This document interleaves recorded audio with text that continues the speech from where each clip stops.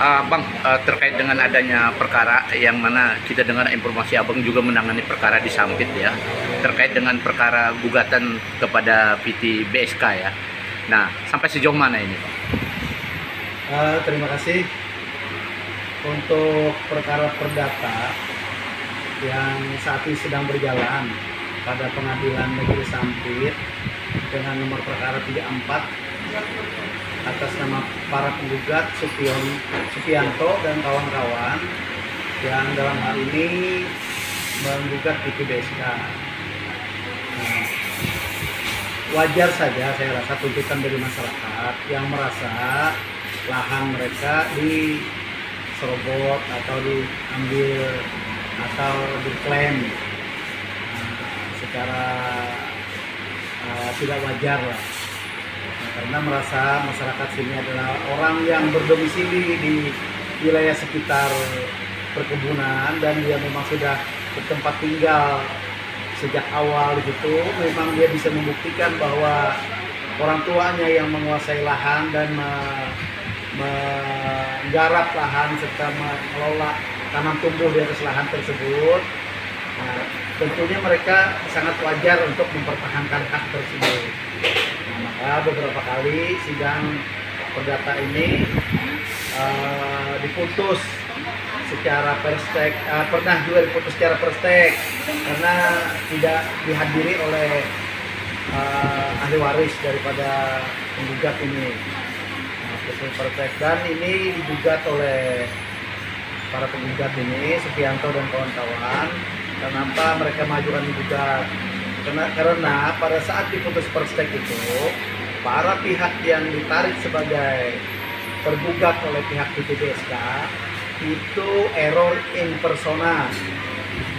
Salah satu termasuk seperti Agal, itu di dalam gugatan disebutkan bahwa anak M. Yusuf almarhum. Padahal Agal ini bukan sebagai anak. Arif ini bukan anak almarhum M. Yusuf. Nah, tetapi di dalam gugatan itu ditarik sebagai anak sebagai M. Yusuf. Nah, memang sebetulnya pada putusan itu adalah putusan perstek yang tidak menyangkut kepada pokok perkara. Tetapi pada saat pengajuan perlawanan oleh pihak Agal CS ini, tetapi itu juga pun ditolak ya, sampai pada banding, sampai kasasi. Kita maklum lah siapa sih, cukuplah dasar daripada masyarakat itu, terutama dalam hal ini adalah Supianto dan kawan-kawan. Nah, dasar daripada mereka menggugat itu karena pertama, beliau memang anak dan ahli waris daripada M. Yusuf almarhum. Nah, termasuk Supianto, Subandi, dan ada saudara-saudara yang lainnya itu kan memang ahli waris daripada M. Yusuf almarhum. Nah, di dalam hal ini mereka wajar mengajukan gugatan kepada pengadilan negeri, walaupun beberapa kali di dalam putusan sela itu ditolak. Nah, tetapi karena tidak masuk pada pokok perkara, penolakan tersebut dilakukan perbaikan dan ajukan kembali gugatan sampai saat ini berjalan. Nah, kemarin dari pihak tergugat PT BSK mengajukan juga kompetisi absolut, kewenangan mengadili. Nah, alhamdulillah kemungkinan juga majelis hakimnya pun sangat jeli sehingga ditolaklah kompetisi absolut tersebut. Jadi lanjut kepada pokok perkara. Nah, kemarin tanggal 13 ya? Iya, tanggal 13 sidang digelar secara pertemuan tatap muka di Pengadilan Negeri Sampit dengan agenda bukti surat. Nah, maka pada saat bukti surat tersebut, alhamdulillah dari para penggugat ini mengajukan lebih kurang 14 bukti surat. Nah, yang mana di situ salah satu bukti surat yang diajukan adalah segel asli atas nama M. Yusuf untuk areal tanah yang dikuasai sekarang. Kalau luasan tanahnya, Bang? Kalau luasan tanahnya berapa jumlah luasan tanah? Kalau luasan tanah itu karena itu dikuasai oleh beberapa anak-anaknya segala, Yusuf almarhum, itu lebih kurang 300 hektar.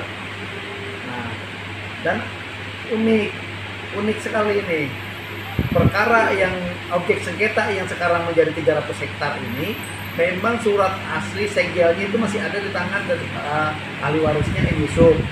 Nah, dan itu memang dibuktikan bahwa belum pernah diganti rugi. Nah, tetapi dalam hal ini terungkap di dalam persidangan, PT BSK menyatakan bahwa tanah ini sudah diganti rugi. Nah, tetapi di dalam dalil tersebut si para penggugat tidak dapat membuktikan bahwa benar ada yang pernah diganti buktikan bahwa benar ada yang pernah diganti rugi, tetapi bukan kepada objek sengketa ini. Nah, objek sengketa ini masuk wilayah Desa Sebabi. Nah, yang pernah diganti rugi dan dibayar itu 1 juta per hektar, luasnya lebih kurang 159 hektar. Berarti yang menerima uang itu adalah M. Yusuf dan teman-temannya sebanyak 150 lebih kurang 159 juta rupiah. Dan bukti dokumen-dokumen ganti ruginya itu ada itu. Nah, bahwa menyatakan bahwa yang sudah diganti itu masuk wilayah Desa Tangar dan luasnya pun berbeda dengan objek sengketa yang sekarang. Nah, kuat dugaan kami.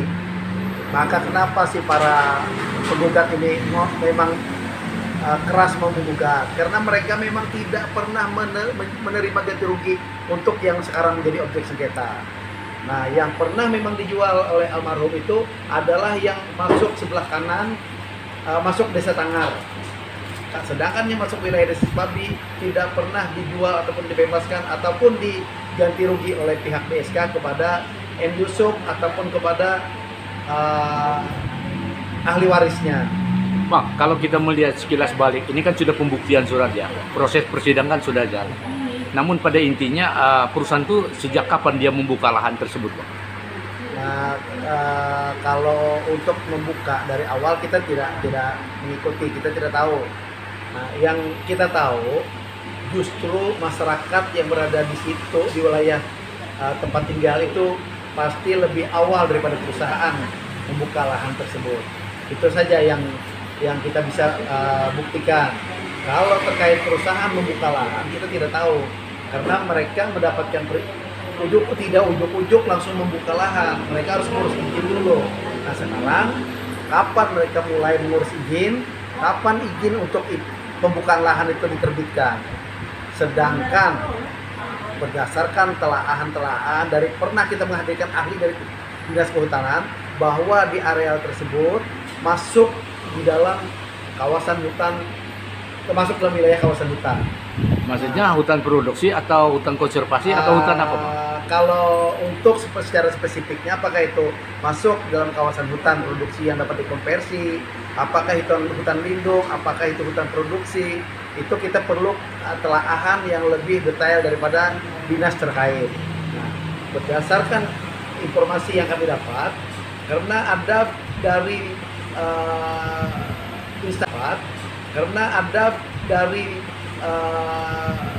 instansi atau dari konsultan ada beberapa waktu lalu datang ke daerah Sebabi tersebut memaksa kepada masyarakat untuk memasang patok.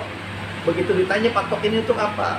Ini patok untuk perusahaan sebagai pelepasan kawasan. Artinya kalau baru sekarang mereka mengurus pelepasan kawasan, sebelumnya itu masih berada dalam kawasan hutan.